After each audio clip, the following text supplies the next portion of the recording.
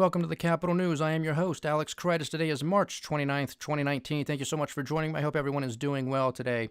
So what took place in the markets today on this Friday? S&P was up 19 points. The Dow closed up 211. The NASDAQ closed up 60 points. And the Russell 2000, the small cap index, inched up 5 points to close on the day. Oil remains at about $60 a barrel. Gold is at $1,297 an ounce, so it remains around that $1,300 an ounce level we said to be aware of. And then silver also remains at $15.10. So again, right at that $15 threshold, another marker to pay attention to. On the 10-year Treasury, it continued to inch up further today. It now sits at 2.414%. 2.414%. So we are out of the woods with the 2.3s. Now we sit at 2.4. So we'll continue to watch this and monitor this closely, see if there is any further yield curve inversion as we make our way through April. The VIX was down 5%. And the British pound, I'm going to mention the British pound today because we had some more Brexit news. I just discussed this on the previous podcast in relation to the geopolitical podcast. And Theresa May, her deal got shot down again, so the third time was not a charm for the Prime Minister of the UK.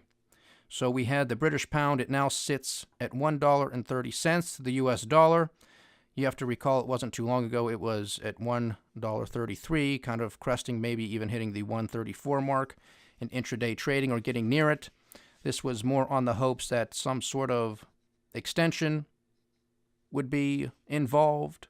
Something a little bit with some more certainty around Brexit was actually going to take place. Of course, we don't know what's going to take place now because it's all up in the air. The can has continued to be kicked down the road even further. So we have now not a May 22nd deadline. We now have an April 12th deadline that is in effect because the deal was not passed today. So there is going to continue to be shenanigans taking place in the British Parliament next week, beginning on Monday. There is going to be a lot of deal-making this weekend to try to get some of those indicative votes passed on Monday to see if there is some sort of consensus, some sort of general direction as to how Brexit will proceed. I don't know what to expect. It's anybody's guess, and that's why you're starting to see a little bit more volatility in the currency market surrounding the pound. I always told you guys that this was going to be a binary situation, and those are very dangerous situations to trade.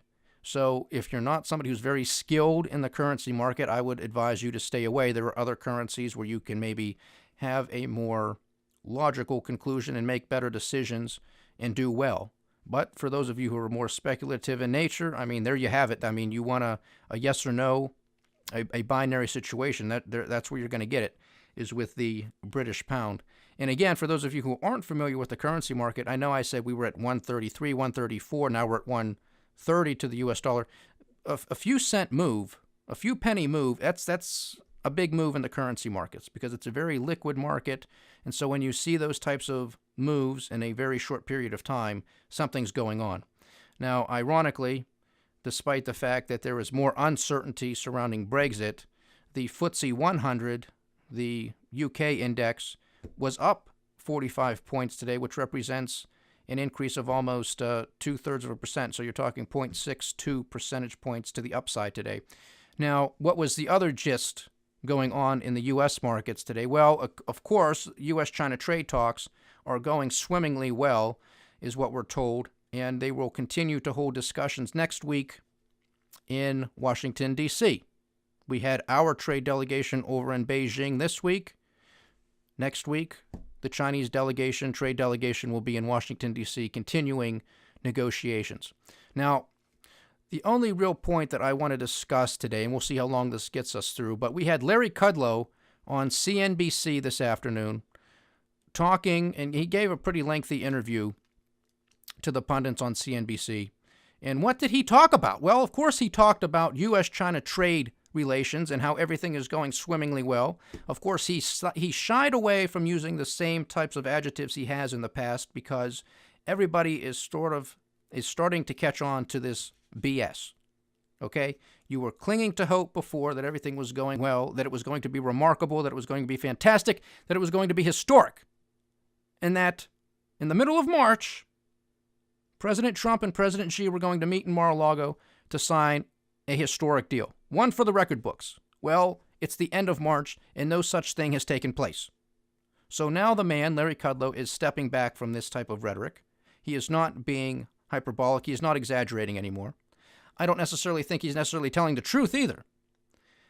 These are negotiations. The Chinese, I believe, have played President Trump pretty well on this one so far because President Trump has taken owner of the stock market and the economy. And they know perfectly well, the Chinese know perfectly well, that if the president were to increase tariffs, that the stock market would not like it, and you would see another sell-off. How big, how deep, I don't know. But we would see another sell-off in the stock market, and President Trump is not going to stand for that, to the extent that he has some sort of control over it. So the Chinese played him very well. They played him, they appeased him in his trade delegation, and then you had not too long ago the president come out and say, you know what, everything is going fantastic. We are going to be striking a deal. We are going to have a nice signing ceremony down in Mar-a-Lago, Florida. And because everything is going well, I am not going to place additional tariffs on additional Chinese goods. He knows that he was played, and this is where we are now. The Chinese are playing the long game. They know that this president has taken ownership of the economy and the stock market. They know that this is in the midst of a presidential election. They don't know what's going to happen. Maybe they think Trump loses, and then they can control and manipulate the other idiot that wins on the Democrat ticket, because it's all lunatics so far. So they'll be able to mop the floor with whoever wins on that side if that should happen. I don't think the lunatic fringe is going to win. I do think Donald Trump will win as it stands today. I stick by my guns on that. But the Chinese are playing this game.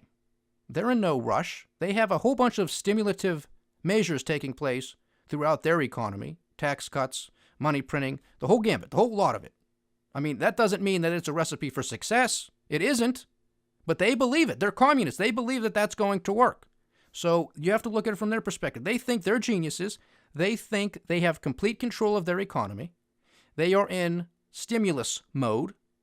And so they're not overly concerned about 10% tariffs on $200 billion worth of goods. They're just not overly concerned about it, given all of the other things that they are doing.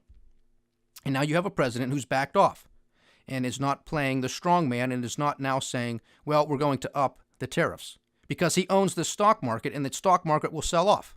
See, this is why I said this was such a colossus, just a stupid move. Stupid. I don't know if it's just flat out ego, vanity, what it was, but there are so many other better ways to play it than to take ownership of the stock market. Now, as I've said repeatedly on this podcast, that the president will only take responsibility for the good times. He will not take responsibility for the bad, and he will point the finger and play the blame game on anything that happens to the negative side. So if the stock market goes back down, if the economy does not spit out numbers as strong as he and Larry Kudlow and a lot of people in the White House say is going to take place, then he's going to play the blame game. He is going to blame the Federal Reserve. He is going to blame the Democrats. He is going to blame the Obama administration. And I don't have any problem with playing the blame game with some of that stuff because some of it is very well warranted. I mean, the Obama administration was terrible. The Bush administration was terrible. The Federal Reserve needs to be abolished. So I'm not going to disagree with the president if and when he does start attacking the Federal Reserve, and he already has to some extent, but not very aggressively. Blaming the Democrats, well, you got to blame the Republicans too, because, you know, it takes two to tango, and $22 trillion worth of national debt did not just spring up on us because we've had Republican presidents, we've had Republican-controlled Congresses, and counter that, we've had Democrat presidents and Democrat-controlled Congresses. So, I mean, there's enough blame to go around for sure. But you didn't have to take ownership of the stock market and the economy. You didn't have to. You didn't have to. So now he's going to start dancing. And Larry Kudlow was out today, like I just said. And what did he say during this interview? What was one of the biggest points that he made? He believes, and he says, so does the president, that the Federal Reserve should cut interest rates by 50 basis points immediately. Cut interest rates by 50 basis points immediately. Who does that sound like? That sounds like Steve Moore, the economist who President Trump is most likely to appoint to be a board member of the Federal Reserve, who said the same thing. I'm not a dove, but the Federal Reserve has to cut interest rates by 50 basis points immediately. I'm not a Trump sycophant. I'm not just saying this to get in his good graces, even though that's what the president wants. No, this is ridiculous. This is what they are trying to do, folks. The president, Larry Kudlow, his economics team, despite the rosy-eyed glasses that they put on, despite the exaggeration that they spit out every day, that this is some sort of economic miracle, it is not. They want you to believe this. But now they're saying, well, everything's so great, the Federal Reserve has to immediately cut interest rates by 50 basis points. Immediately. If everything's so great, then why do you need lower interest rates? I mean, that was a question that the pundits on CNBC did ask Larry Kudlow. And they almost coached Larry Kudlow because Larry Kudlow didn't have a great argument as to why that was the case. He's basically saying, well, there's a lot of news out there. There's a lot of headwinds coming our way.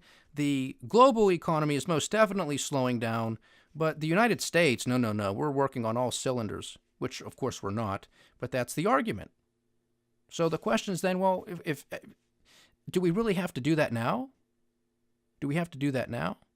And so, look, I am not saying that this is what the Federal Reserve has to do, that it must do. They are an independent organization. This is just our viewpoint. We were asked a question, I answered it. Well, you could have said the Federal Reserve is an independent institution, and I leave those decisions to the Fed. You didn't have to answer it. I mean, politicians and bureaucrats do that all the time. They dodge questions all the time. So this is being done on purpose. You do not have an economic advisor to the president of the statute of Larry Kudlow out there coming out on CNBC in the middle of a trading day saying this, unless this was given the blessing of Donald Trump and others in the White House. This is a message. This is a messaging campaign. I told you the president is going to start dancing. He's going to start playing the blame game. He is starting to lay it out. Because the numbers that came out in regards to GDP for the fourth quarter came out yesterday. They were revised to the downside. Not good. Spending, investment was not good. Everything was revised downward. You pay attention to this podcast, you are not surprised. You are informed. Because we don't listen to the talking heads, we look and listen to the data. If you just want to live in the land of Oz that we are in, turn on CNBC, turn on Bloomberg, turn on Fox Business, turn on the White House, and you will get it. And you can stay in that state of mind. If you want to stay in that state of bliss, by all means, you have every right to do so. But if you want to understand what's going on, then you tune in to this podcast. Because I don't just listen to these people. I listen and I look at the data. And we put the economic puzzle together, and we look at the picture that it's painting and what it tells us. And we act accordingly to the best that we can. Sometimes, especially now, that's difficult because the stock market and the underlying economy are so disjointed, it's not even funny. So if you're trying to make a rational argument, and then you look at what's happening in the markets, you're like, what is going on here? This can't be. Oh, it be. And it's going to continue until it doesn't. That's why timing the market is so insanely difficult. It's a fool's errand. You can't do it. So you just have to have a plan. You have to be prepared. You have to stick with it. You have to be able to stomach some of the volatility. You have to ask yourself what's your risk-reward profile and act accordingly. But this is just beyond the pale with Larry Kudlow coming out and saying the Federal Reserve needs to cut interest rates by 50 basis points immediately. You can't have it both ways because, again, going back to what the CNBC journalists, pundits sort of coached Larry Kudlow through, because, again, his argument wasn't really that great. It's basically, is this sort of a protective measure, Larry? Yes, he said, yes, that's the perfect word for it. It is a protective measure. This is not anything to be nervous about. Don't be frightened. Don't be alarmed. It's just protective. That was the word. So that is going to be the word we have to look for going forward, or a synonym to protective. Okay, those are the words that you're going to hear from the White House, from Larry Kudlow, from the president, either out of his mouth directly or through Twitter. These are going to be the words. This is going to be the argument. Everything's great, but we have to cut interest rates because everything's so great. Doesn't make any sense.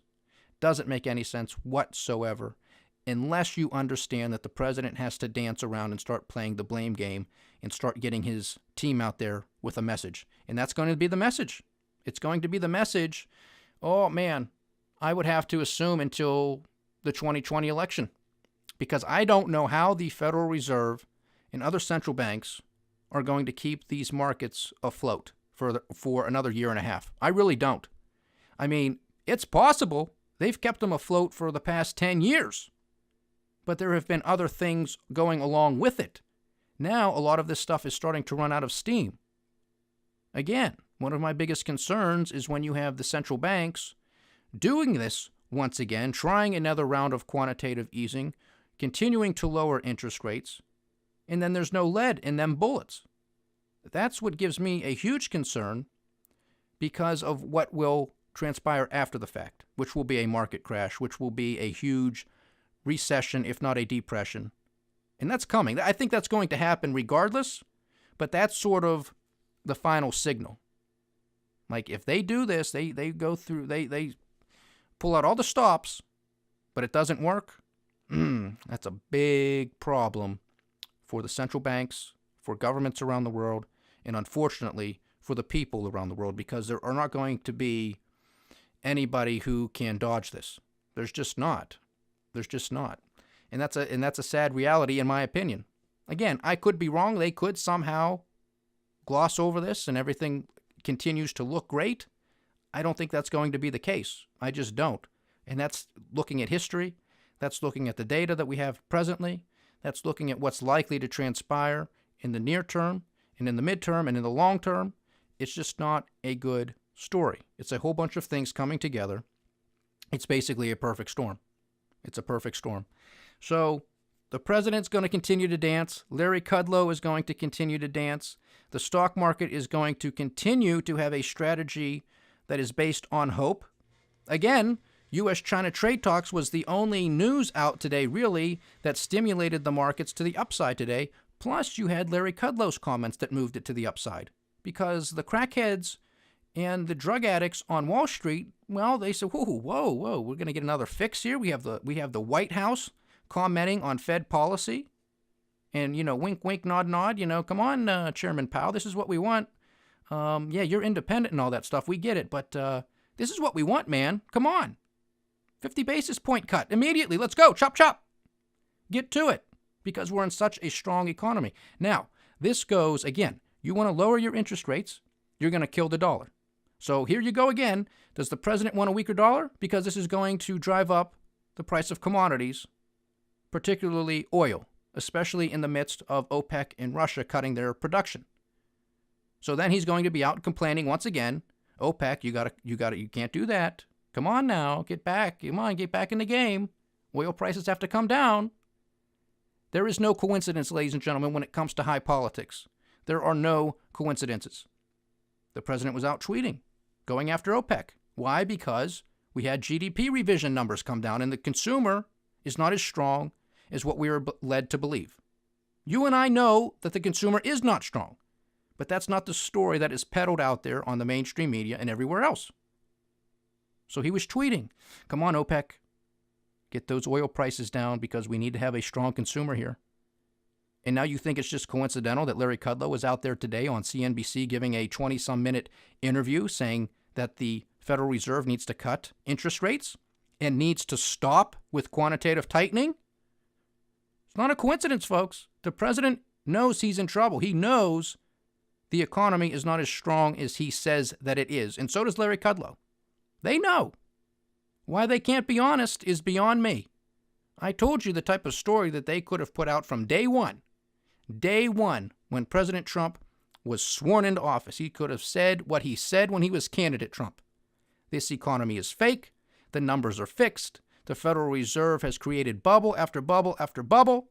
This has been the biggest wealth transfer in the history of the world. We're going to put an end to it. And here's how we're going to do it. Boom, boom, boom, boom, boom.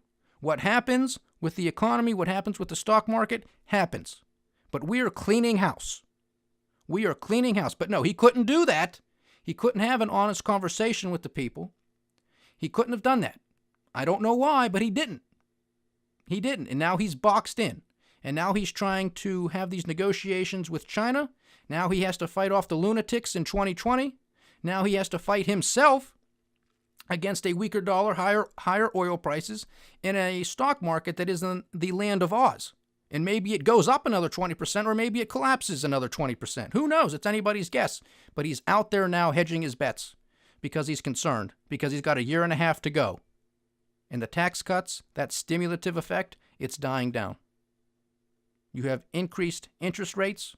You continue to have higher housing prices, although at a lower rate of increase. You still have that. I mean, that's the other thing they want to go for with this. They want lower interest rates, so mortgages are lower or cheaper. That's all this is. This is fake. It's all a bubble. Just because you're president doesn't make it right this time. It isn't. I hold everybody to account. A lot of things he's done pretty well, but a lot, not so much. And this one has really boxed him in, and with it, the American people. So stay tuned on this. Don't be surprised when you hear, oh, these are protective measures. This is such a strong economic miracle. We just need to protect it because there are so many headwinds from around the world, so it's everybody else's fault. And the Federal Reserve enacted poor policy, and now we have to correct them. It's not our fault. We had nothing to do with this. We cut taxes at the end of a business cycle. We have $2 trillion in additional national debt. We have trillion-dollar deficits for the eye to see. But it's not our fault. We have nothing to do with this. It's everybody else's fault. I'm not buying it, and neither should you. Ladies and gentlemen, thank you so much for joining me. Please enjoy your weekend. Hopefully it's sunny wherever you are. Get outside, get some exercise. It's springtime. It's already April. It's going to be April. It's unbelievable. Years going by so fast. Please like, share, subscribe. Leave your comments. I'd love to hear from you. This is the Capital News. I am Alex Karitis. Godspeed.